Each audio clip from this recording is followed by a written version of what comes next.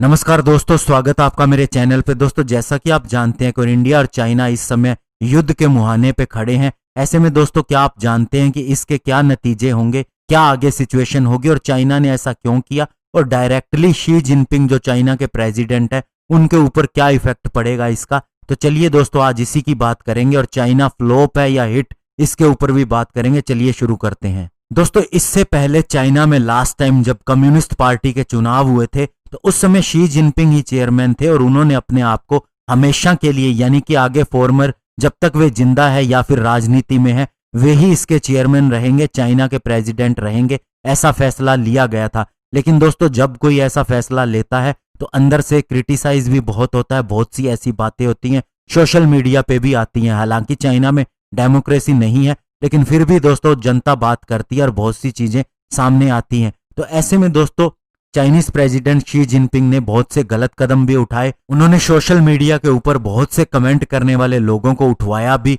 उन्हें जेल में भी डाला और बहुत सी ऐसी चीजें की जो नहीं करनी चाहिए थी। तो ऐसे में दोस्तों, ओवरऑल बात यह है कि उनका फ्यूचर अब रिस्क के अंदर हो गया है और इसीलिए उन्होंने इंडिया के अंदर इस तरह का हमला करने की कोशिश की है ताकि ध्यान उस तरफ चला जाए और कुछ एक वे अचीवमेंट हासिल करते हैं तो इसका फायदा उन्हें मिल सके।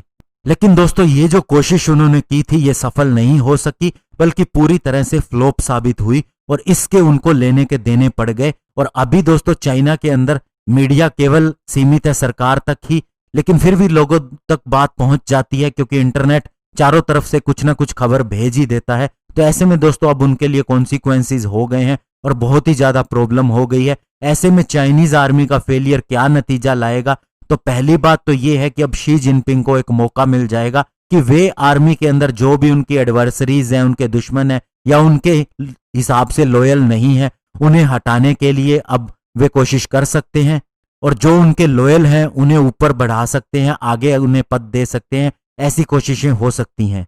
और इसके अलावा दोस्तों, वे अब और ज्यादा ऑफेंसिव भी हो सकते हैं, इंडिया के ऊपर हमला भी कर सकते हैं, इंडियन पोजीशन को कैप्चर करने की भी कोशिश कर सकते हैं। और दोस्तों, मई मंथ की शुरुआत के समय क्या हुआ था कि लाइन ऑफ एक्चुअल कंट्रोल, जो कि एक टेम्परेरी बॉर्डर है दोनों कंट्रीज के बीच में, और ये स्पेशली लद्दाख के अंदर 3 एरियाज हैं हिमालयाज के अंदर जहां पर उन्होंने आगे बढ़ने की कोशिश की और वे आगे बढ़े भी। लेकिन दोस्तों, जब हमें पता चला तो अब हमने उन्हें पीछे हटने पे मजबूर कर दिया है। इवन हमने ज्यादा हाइट्स वाली चोटियों को कंट्रोल कर लिया है। अब हमें उनकी पोजीशन सीधी सीधी दिखाई देती है। और दोस्तों, ये अतिक्रमण तब से ही होते आए हैं जब नवंबर 2012 के अंदर शी जिनपिंग पार्टी के जनरल सेक्रेटरी चुने गए थे। और दोस्तों, ये इंडिया के लिए भी बहुत ज्यादा सरप्राइजिंग है क्योंकि दोस्तों, ऐसा कुछ न्यूज रिपोर्ट के अंदर आया है, कुछ गुप्त सूत्रों के अंदर से ये पता चला है और पब्लिश भी हुआ है कि इंडिया को अप्रैल मंथ के अंदर रशिया के द्वारा ये इंश्योर किया गया था कि चाइना की बढ़ती गतिविधियां जो तिब्बत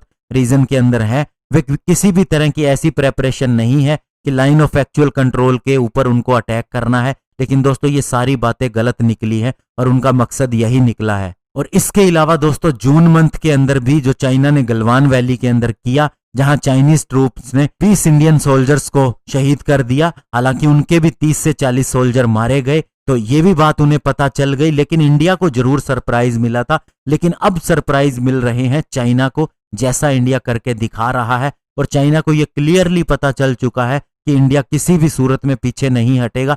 पीछे दोस्तों कोई भी नहीं हटना चाहता, लेकिन हटना पड़ता है या हटा दिया जाता है। लेकिन इस बार उल्टा हुआ है और अब चाइना बातचीत करने के लिए कह रहा है। हालांकि उसकी हमेशा से यही स्ट्रेटेजी रही है, इस बार इंडिया उसकी किसी भी स्ट्रेटेजी के अंदर आने वाला नहीं। और ये जो चीज उसने करने की कोशिश की है, ये बैकफायर कर चुकी है, जैसा कि दोस्तों डोकलाम के दौरान भी हुआ था। लेकिन डोकलाम के अंदर शायद उन्होंने कुछ एक इंडिया को परखने की कोशिश की हो और उसके बाद में उन्होंने तैयारी और ज्यादा कर दी हो, लेकिन फिर भी वे सफल नहीं हुए हैं और आगे भी नहीं होंगे। और इसके चाइना पर क्या कॉन्सिक्वेंसेस होंगे और उनकी जनता पर होंगे, ये देखना लाजमी रहेगा। धन्यवाद। जय हिंद।